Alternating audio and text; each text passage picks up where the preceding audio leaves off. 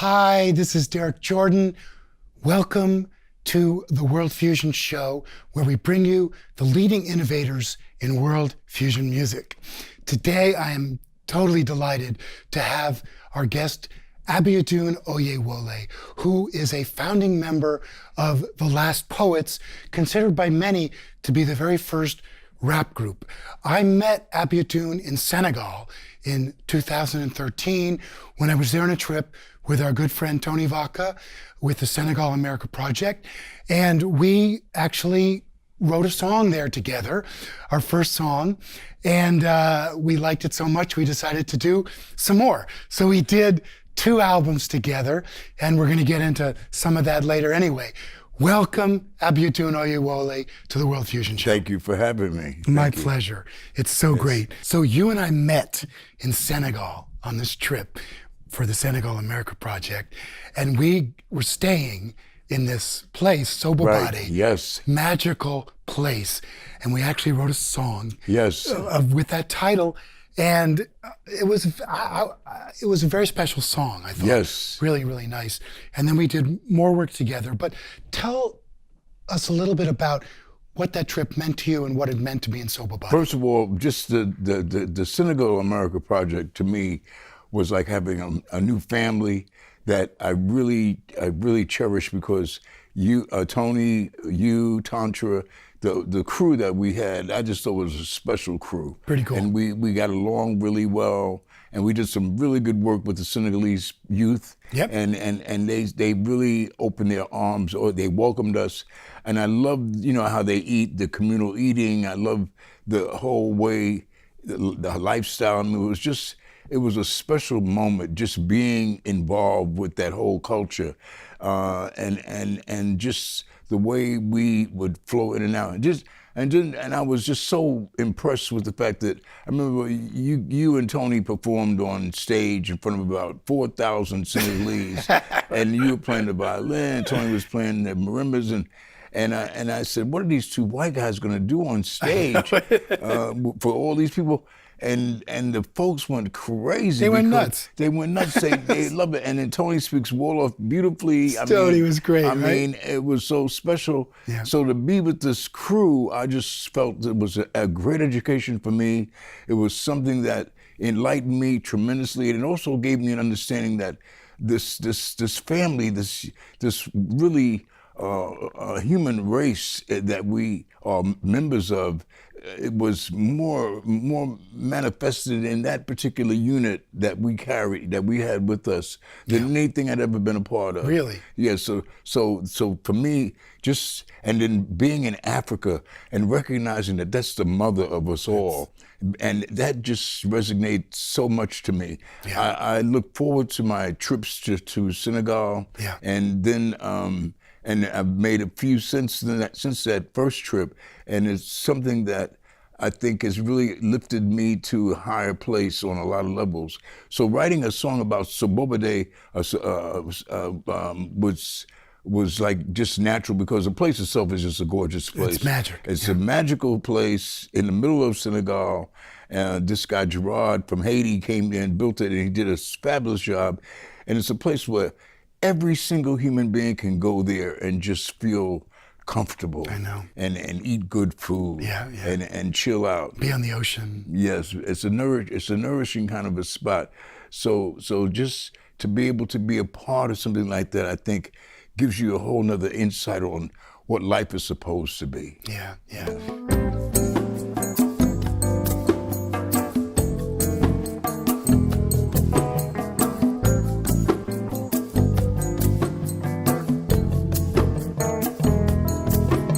There's a place in Africa, a natural paradise. You feel the love of Africa while you eat your fish and rice. The people are so friendly there, they smile just like the sun. The drums are heard and there's always prayers until the day is done.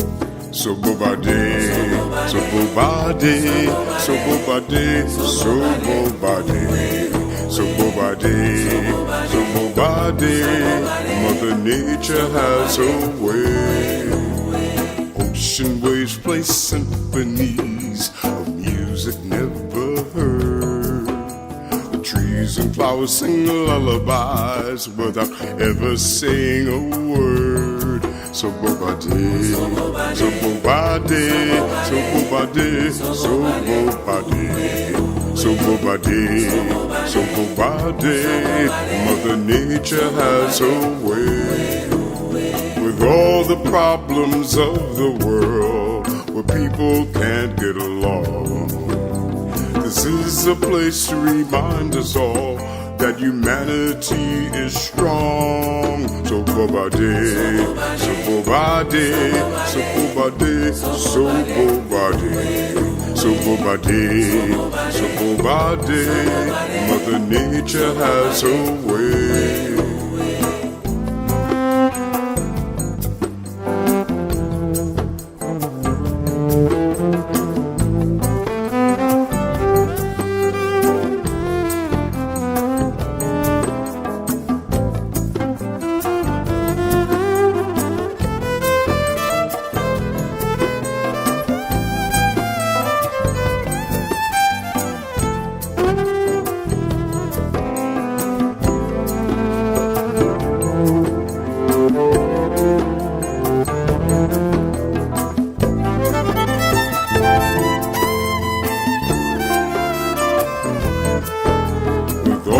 Problems of the world where people can't get along. This is a place to remind us all that humanity is strong. Peace and love have found a home, and they share with those who come. This is where your soul belongs. This is where we all come from. Time stands still and the clock is stopped. There's no need to impress anyone. Be who you are and give what you got. The battle here has been won. Sobobade, Sobobade, Sobobade, Sobobade, Sobobade, Sobobade. Mother Nature has her way. Sobobade, Sobobade, Sobobade, Sobobade, Sobobade, Sobobade. Mother Nature has her way. Sobobade, Sobobade, Sobobade, Sobobade, Sobobade, Sobobade. Mother Nature has her way.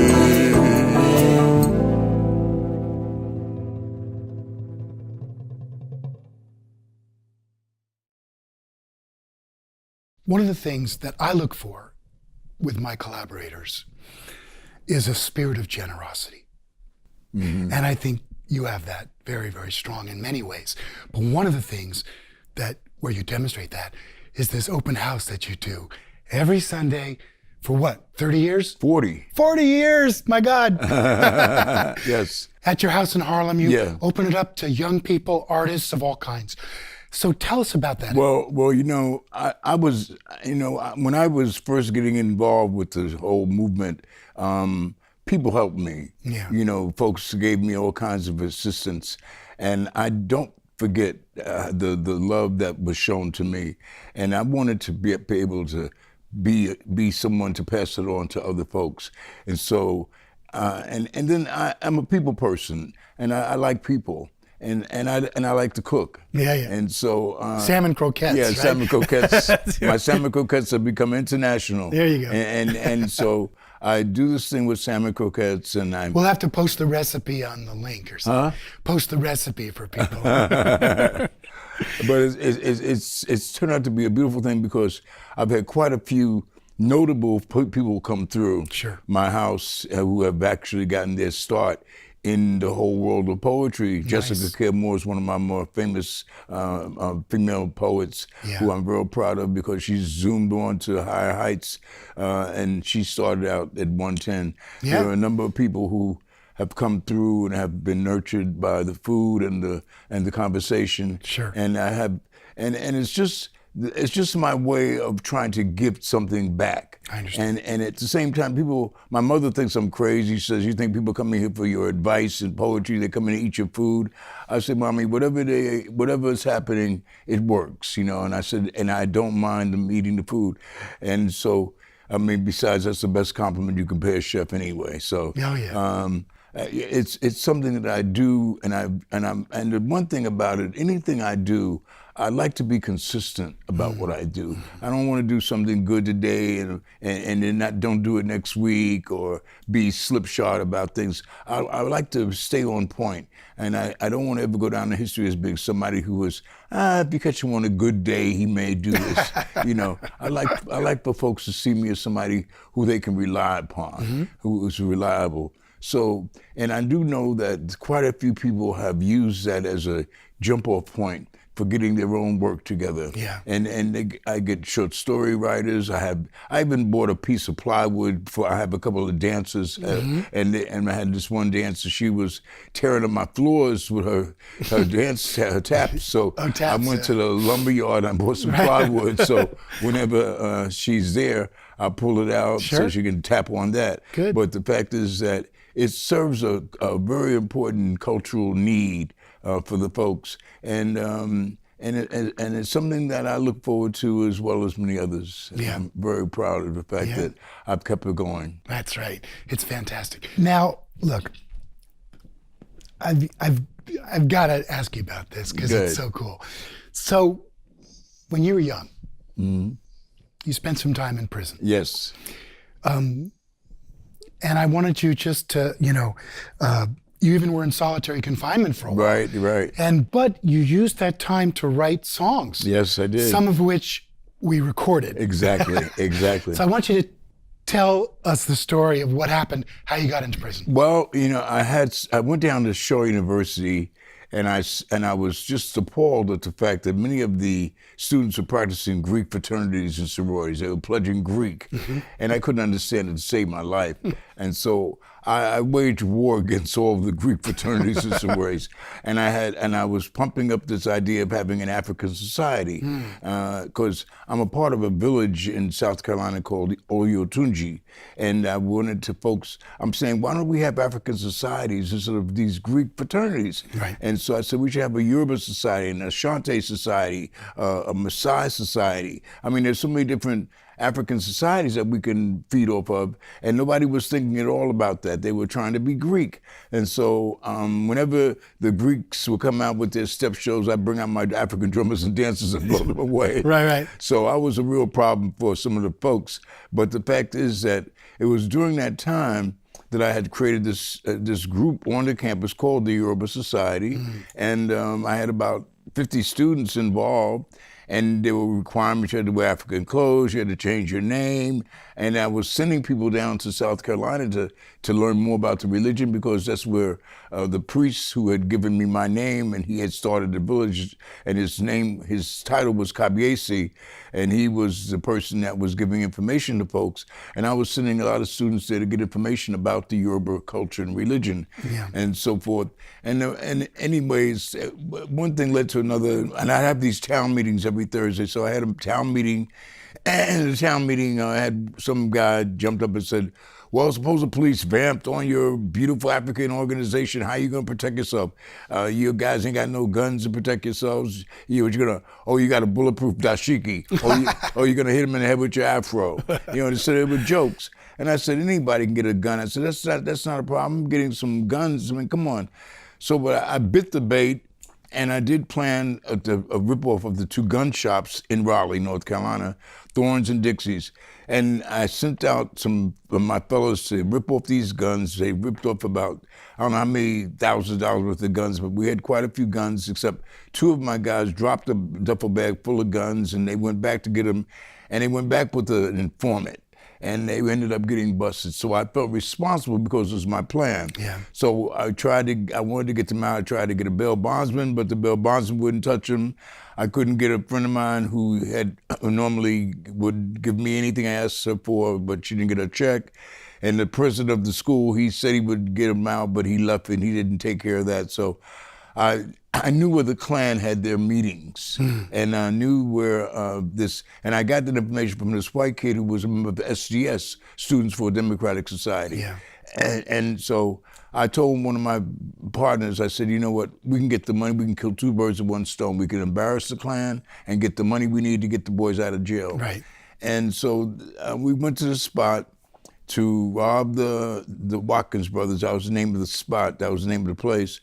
And anyway, it was a botched up, we did rob the money. We did get the money. We didn't get caught right then, but it ended up, a Pepsi Cola truck came up on us, and the guys in the Pepsi Cola truck, when they went into the spot, they knew that there was something wrong because we locked the guys up in the storeroom.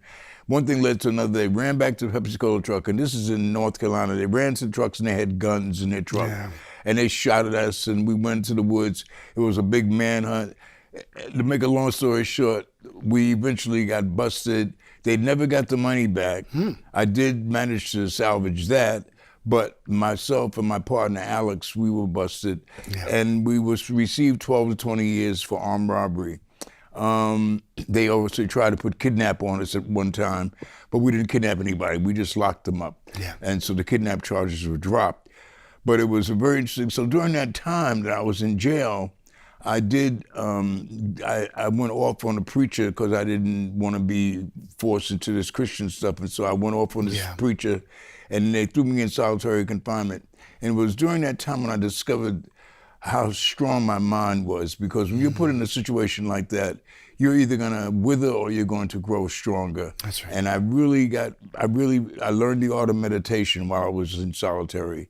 And to be perfectly honest, prison was a very important little stage in my life because I discovered some strengths that I did not realize I had.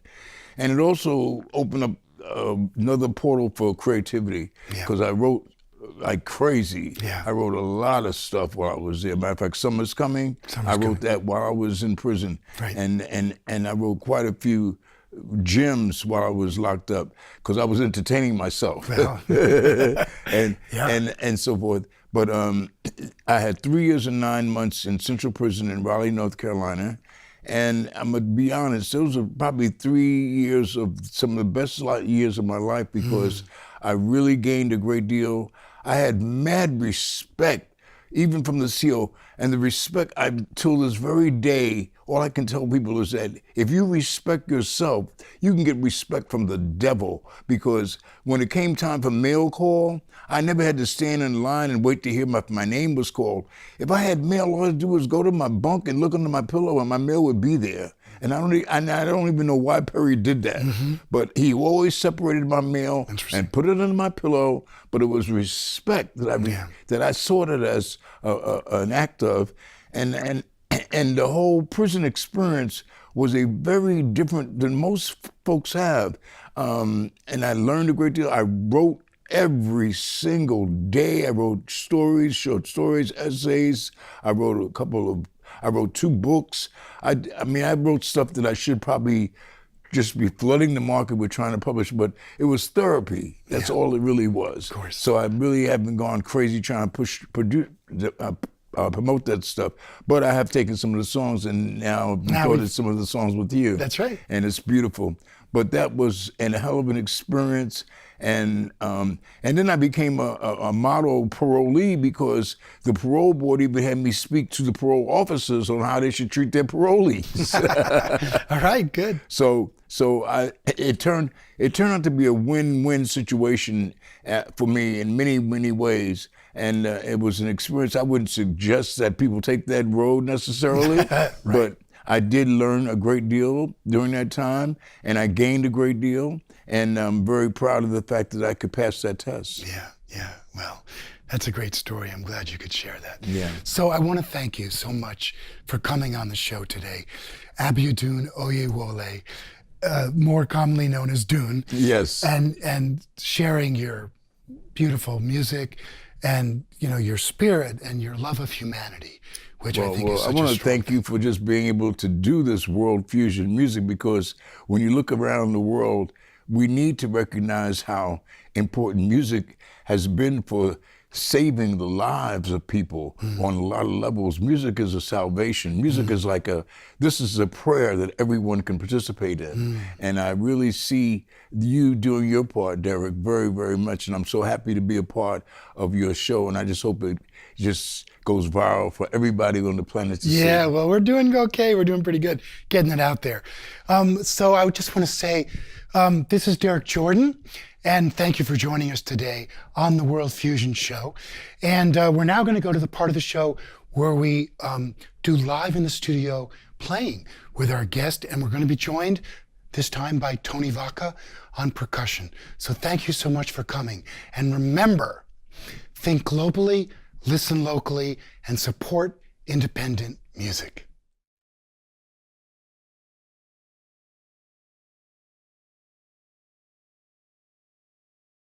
If we only knew what we could do, if we only knew what we could do, if we only knew what we could do, if we only knew what we could do, if we only knew what we could do, we stop fussing and fighting and feeling blue.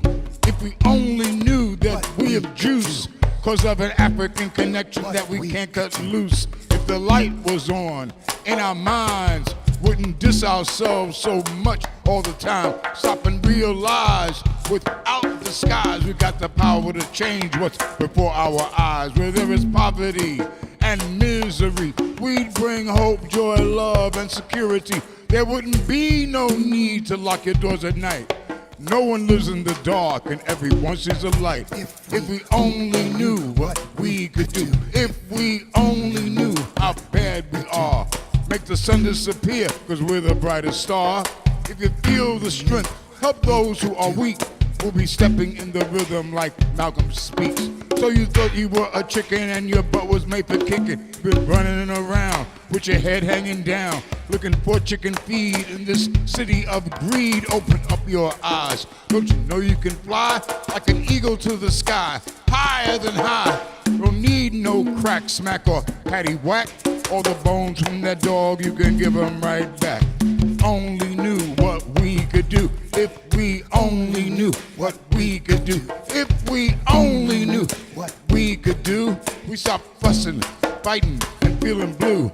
Like we cut our hair in an African style. Show a rich world treasure every time we smile.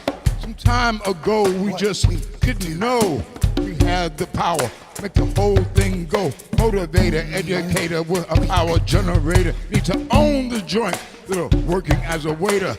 Only knew how strong I will, no matter what's been done. Souls can be killed like the sun and the moon or the stars above. It's a natural thing, us to share our love. We're healing force in a world of pain. Trying to use common sense, life is insane. Recognize who we be. Take control of our lives, live with dignity. Only knew what we could do. If we only knew what we could do. Only knew what we could do. If we only knew what we could do. Only knew what we could do. Only knew.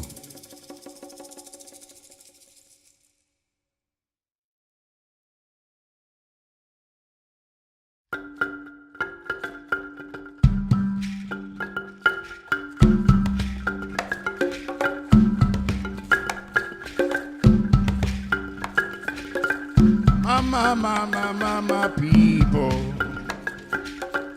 my people,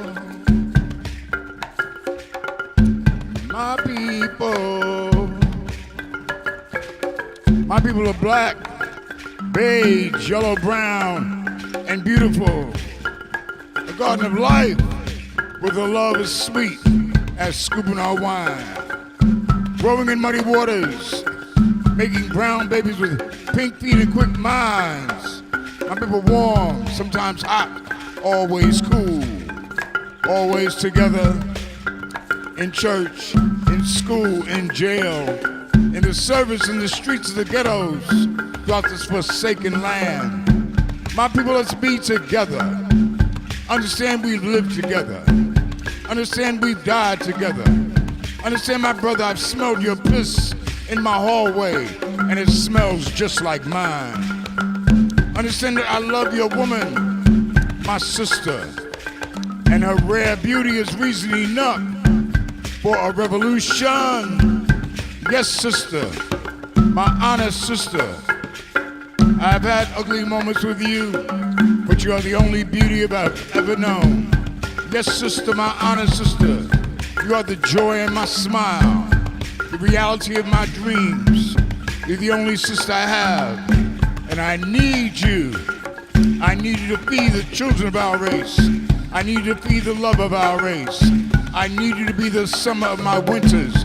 I need you because you are the natural life in the living. At night there's a moon to make the blackness be felt. I am that blackness, filling up the world with my soul, and the world knows me. And you are that moon, my moon goddess, peacefully smiling down light on my black face that fills the universe. My moon, I am your sun, and I shall take this piece of light and build a world for you, my sister. Sometimes the waters are rough, and the hungry tide swallows ashore, washing away all memories of children's footsteps playing in the sand. Where is the world I promised my son? Must he push back the tide and build a world I've talked about? Am I so godly until I forget what a man is? Am I so right until there's no room for patience? My brother, my brother, brother, my brother, father of a son, father of a warrior. My brother the sun, my brother the warrior. Be the beginning and the end for my sister. Be the revolution for our world. Turn yourself into yourself and then on to this disordered world and arrange the laughter for joy and the tears for sorrow. Turn purple pants, alligator shoes, leather jackets, brown boots, polka dot ties, suits turn miniskirts, false eyelashes, red wigs, blonde with Caesar bonnets. Above, I'm turning this confusion into unity, so the sun will fall our footsteps in the day, so the moon will glow in our living rooms at night, so that food, clothing, and shelter will be free, because we are born free, to have the whole world as our playground. My people, my people, my people, have the whole world as our playground. My people, my people, my people, my people.